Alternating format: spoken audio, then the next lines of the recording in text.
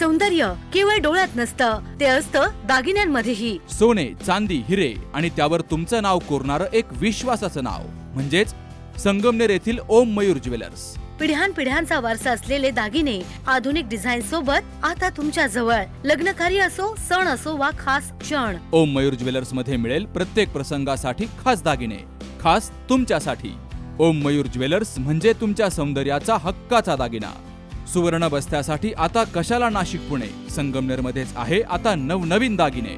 आजच भेट द्या ओम मयूर ज्वेलर्स, अशोक चौक, संगमनेर, जिल्हा अहिल्यानगर. संपर्क 9372 012 044. अशोक खरात प्रकरणात एक धक्कादायक माहिती समोर आली आहे. भोंदोगिरीच्या आड लपलेला हा कथित मास्टरमाइंड नेमका किती खोलवर आणि नियोजनबद्ध पद्धतीनं आपलं जाळं विणत होता, याचा थरारक आणि धक्कादायक खुलासा आता हळूहळू समोर येतोय.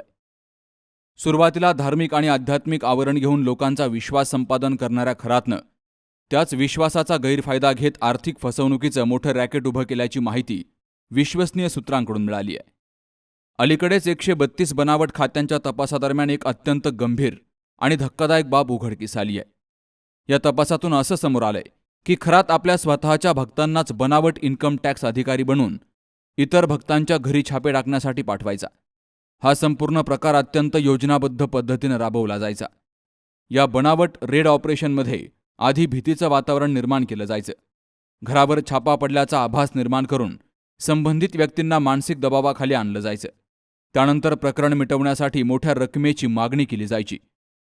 विशेष म्हणजे या संपूर्ण प्रक्रियेत सहभागी असलेले तथाकथित अधिकारी आणि बळी दोघेही खरातचेच अनुयायी असल्यामुळं संपूर्ण सेटअप आधीपासूनच आखलेला आणि नियंत्रित असायचा. या व्यवहारातून गोळा होणारी रक्कम थेट खरातकडे पोहोचत असल्याची माहिती समोर येते आहे.